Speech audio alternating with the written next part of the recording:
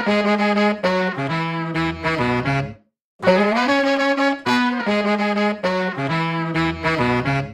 Nymble Patel here. Thank you for downloading the latest episode of the Indian Startup Show. So today I'm talking with Raghav Gupta. He's the co-founder of Nymble Labs. They're a startup in India creating a curry cooking robot that may help reduce time spent in the kitchen.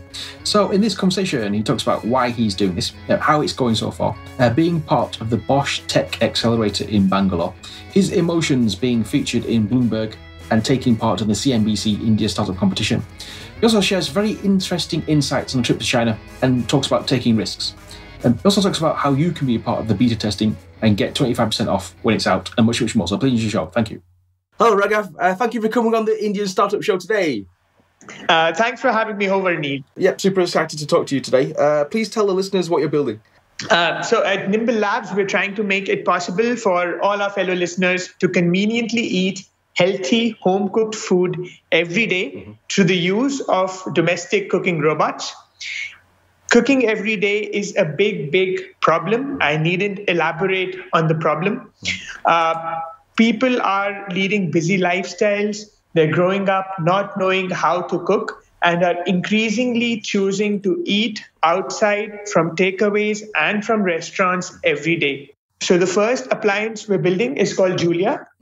Julia is your own personal robotic cook. It's a smart kitchen appliance that cooks food for you automatically.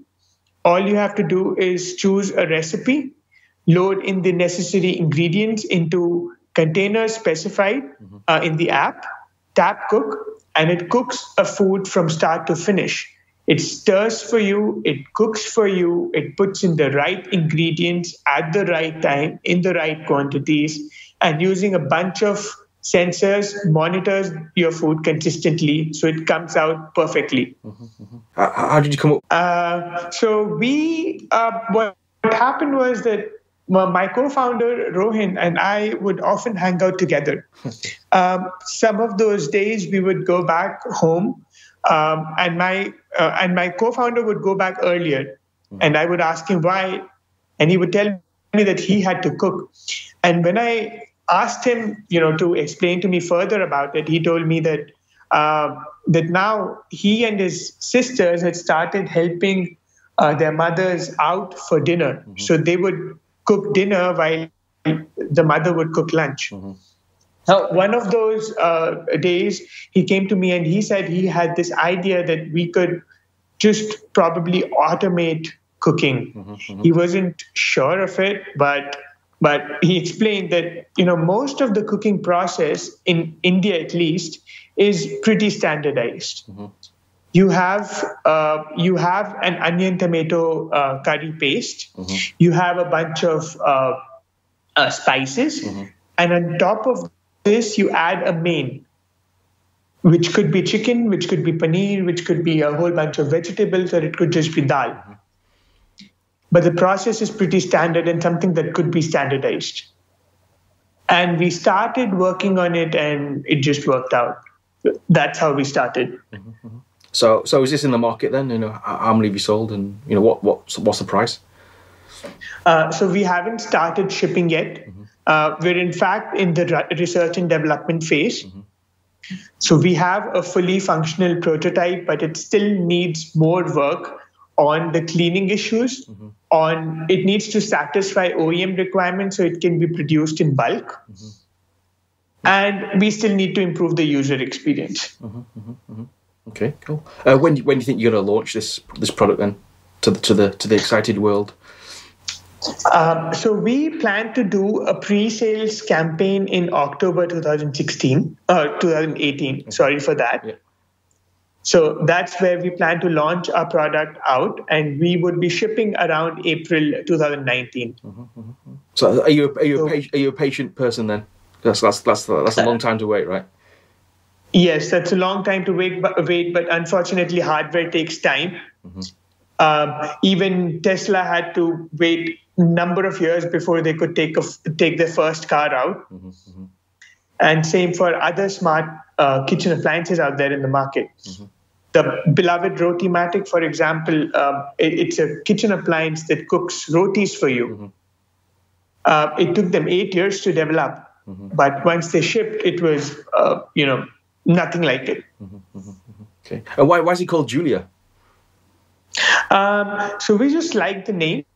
We like the personality. We thought the appliance should have a personality that could that showed that it was intelligent. It was not another equipment in your kitchen like a juicer or a blender. It was someone or something that listened to you and cooked for you to your liking. Who's this actually for then? Who are you actually targeting? So we are, initially we shall be targeting most Indian and Asian communities in the West, primarily because unlike India where we have easy access to domestic help, that is not the case in the UK or the US. Gradually, we also start selling in India as people get familiar with the idea of appliances cooking for you. And to the world, because one-pot meals are things that can be cooked that form a main part of the diet for a large variety of the population. Why are you doing this? So we're really doing this because we feel that healthy food is something which everyone should be eating. And it's not something which is very easy to prepare on a day-to-day basis, especially for my generation, for example. We grow up eating food cooked by our parents, our mothers, and we never dirty our hands in the kitchen. When we go out into the world, we start working, we really forget about our health. We eat whatever is available out there for 50 rupees or less. But once we get married, right, things start changing. We have to start worrying about our families, about our children, about our wives. And, none of us, neither would I, neither would my wife know how to cook. And it needs to be something that takes care of our daily cooking. So really, I'm doing this for myself and for my generation and for your future wife. Really, my future wife. Sure. This sounds quite a risky prospect. I mean, are you a risk taker? Yes, I am a risk taker, but we also take risks in a calculated fashion. So it's a risk, but at the same time, it's a big problem that needs to be solved. And if not us, then who would do it? The world has been shaped by risk takers. Everything that you see around you, all the physical products that you see, or maybe even the software that you use, was the result of someone taking a big bet on solving a problem that no one was solving. Who are your favorite risk takers then? So you've heard, probably one of the favorites of everyone is Elon Musk. Elon Musk has taken large number of big bets, sold PayPal, and started a space business which he knew nothing about. Took over an electric car business again, of which he knew nothing about himself. And again, transforming transportation, electrification, sustainability in a manner, space travel that nobody had ever imagined. Another one of my favorite risk takers would be a friend of mine from Australia called Brendan Baker. Really admire him. Again, started from nothing, even flunked in school. But now, through his bold risks and determination, it's just that he's making a life for himself in a way that I'd never thought of. I believe this company's been incubated at the Bosch DNA Startup Accelerator Program? Yes. So what happened was we started our company last year in June. And our first attempt at solving the cooking problem was a robotic arm that could cook food. Good for us. Bosch took notice in December last year and invited us to shift our base from New Delhi to Bangalore. And that's where we started working with one of the largest appliance makers in Europe to build our kitchen appliance. At Bosch, we changed the design of our prototype completely. From an industrial robotic arm, it now became a coffee maker like of a machine, a coffee maker kind of a machine that could go in your household and not scare you. The size got reduced a lot. We got to see how big corporations work in building these appliances. The mentorship was invaluable. And most importantly, we got exposed to the startup ecosystem of Bengaluru, which is the startup capital of India. Before coming here, I had never known what was meant by an ecosystem. We would just read it in the news, in the papers, but experiencing it firsthand was what I got to know when I moved here to Bengaluru as part of the Bosch accelerator. Why do you think you got into the Bosch accelerator then? Because obviously they must have a lot of companies that apply. About 600 companies applied, and Bosch chose about 10 to go ahead with. Why do you think you got in then? I think part of the reason was that the problem we were trying to solve was very big. It was something that even experts at Bosch could see. Bosch also realized that it was a business that it would also want to venture in the near future. In fact, they're also investors in Rotimatic, which again is using robotics in domestic households. Plus, the progress that we had made in such a short span of time, 6 months, was huge.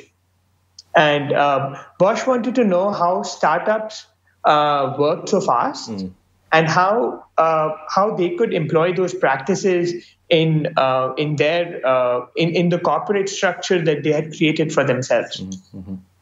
What would you say is the best advice you received at Bosch? The best advice that we received was that consumers do not really, consumers just want their job to be done. So when we built our first proto, we were not paying attention to the consumer's needs as much as we were paying attention to the technology. And at Bosch, we realized that not everyone might want a robotic arm occupying so much space in their household. That was not one perspective that we had. A person might find a robotic arm in his household very scary and unsafe. Those are things we as engineers had not thought. So it was really the perspective that gradually opened over a period of time that we value at Bosch.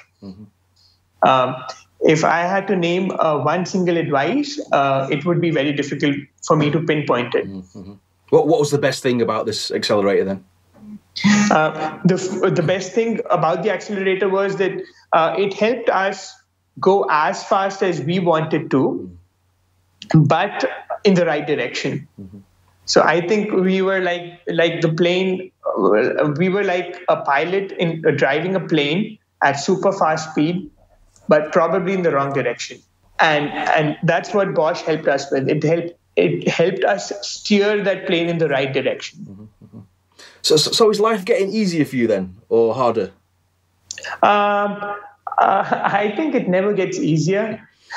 And once you start selling, it gets all the more harder. But getting associated with Bosch has made it easier.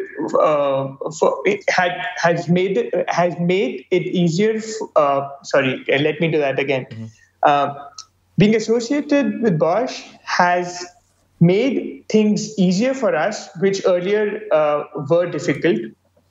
But at the same time has introduced us to more aspects which are difficult.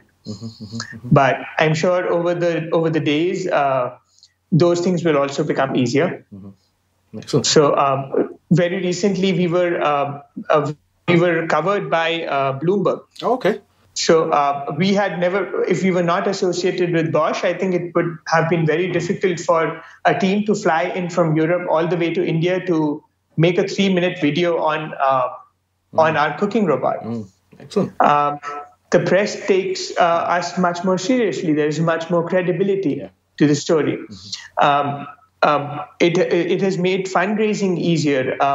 In about 2 weeks from now, we will be battling on CNBC India for a funding of 1 crore rupees on TV. We have also been selected as one of the top early stage startups in the state of Karnataka in India, and shall be receiving a generous government grants, which shall be handed to us by the Chief Minister himself on 18th of November this year. Emotionally, how do you feel about all that then? Emotionally, there are highs and there are lows. Whenever we achieve a milestone, all of these things were targets that we achieved. We get super excited, and that's the reason I feel those milestones are very important. But then there are days when you're being rejected by investors, when you're being rejected by potential employees, by potential customers, because it takes a lot of iterations. That's when you feel low. There are times when a potential employee would just not respond to your emails at the last minute of closing them in. That really takes up an emotional toll on our brains. And then another important thing is that being a startup, we have limited resources and have to plan for a lot of things. So unlike a corporation where you have different people handling over different things in the business, in startups we have to be lean and devise strategies not just for product development, but for marketing, for distribution, for fundraising. And all this has to be done by a very small, lean team. That takes an emotional toll. Yeah. What would this business look like in 10 years' time, you think?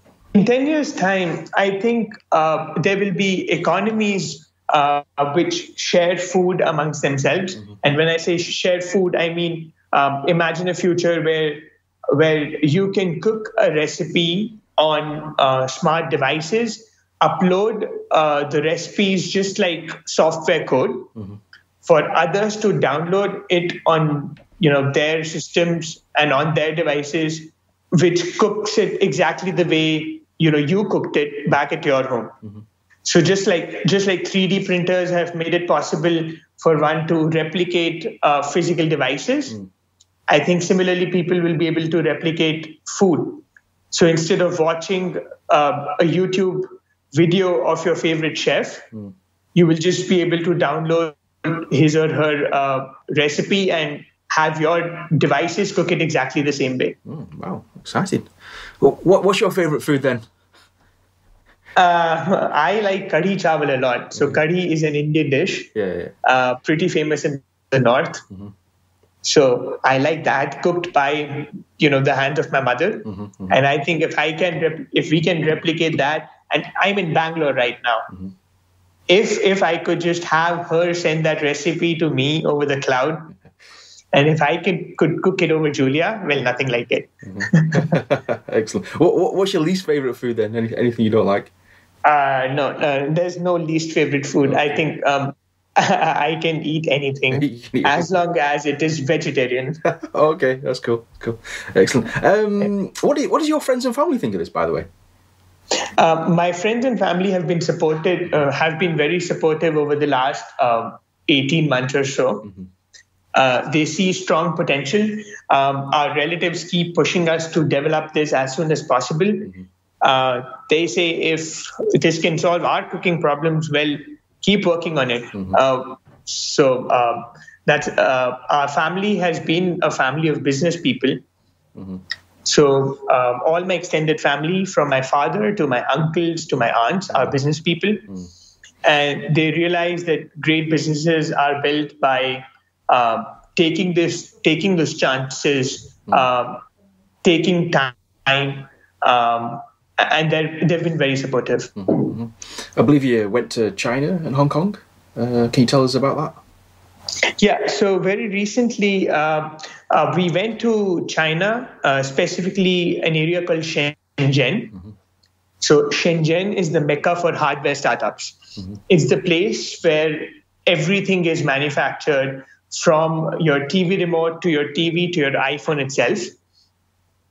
So it's really an eye-opening place. Why we went there was to identify potential manufacturing, prototyping, and sourcing partners. Just like Silicon Valley has expertise for software, Shenzhen is a place where you have chips, literally Texas Instruments or Qualcomm chips, being sold in bulk at by vendors on the street. Yeah. Oh, okay. And if I had to find the camera of my phone, even in big offices in India, I would not be able to find it. So why we were there was primarily to identify those sourcing partners. And we plan to prototype some of our subsystems in China, surely because of their expertise and their speed. So that's what brought us there. At the same time, there's something called Canton Fair. Okay. Canton Fair is, in a way, the world's largest trade fair. Okay. And that, again, is held in China. There are people from all over the world flocking to do business. Yeah. And they're very open to business. Even the way you do business is very unique. You don't spend more than 2 minutes with a particular manufacturer. You just go, say hi, tell them your requirements, exchange your car, and move ahead. It's so big. Okay. So big. No small talk. No small talk. You don't sit on a chair to discuss these specifics. You only do that once you're back home. So how many people did you speak to then? We probably spoke to over 200 people. Wow. That's amazing. Right. And we've been doing the same with not just vendors, but also with our potential customers. So we've, again, talked to over 100 potential customers. And I think that part is also very, very important for a startup to do. Often what happens is, I think you also are a technologist.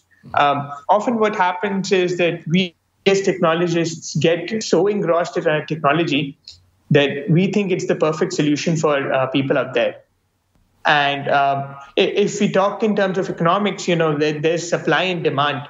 And entrepreneurs in India, at least, as I've come to see, are more focused on the supply side rather than the demand side. And for entrepreneurs, I think it's very important to focus on the demand of getting the right, of getting your target segment right before you start building whatever you're building.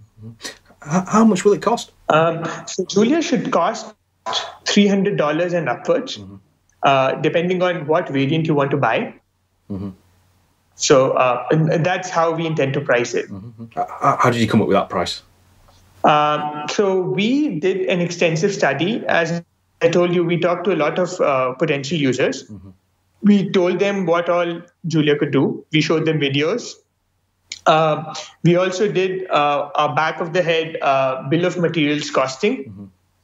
And that's how we came up with the number. However, that number can vary. It can change. So that number is our preliminary estimation by talking to customers and from our own engineering calculations. Okay, last few questions then. Let's say someone's listening and they want to do what you do? What advice would you give them? I would ask them to just like Ganesh from Fluxgen had advised on the podcast a few weeks back. I would advise them to be patient. Patience is key to building a sustainable business. I would advise them to spend more time out of their offices and their rooms. I would advise them to travel because traveling opens up your perspective like nothing else. I would advise them to talk to as many people as possible, especially people if they fall into your customer segment. I would advise them to not be stingy about equity, to be generous with equity when they're getting people on board. I think that's about it. That's all the advice I have. What are your favorite products? So I love Dyson. Dyson is, for those who are not aware, Dyson is a manufacturer and a designer for vacuum cleaners, for hair dryers, and a whole lot of other consumer products. So I really love the work of James Dyson and each and every product that they built. I think a lot of thought, work, and time has gone into their product. For example, I don't know if you've seen their new hair dryer, or even their fans, their room fans. They're unlike anything that anyone has ever built.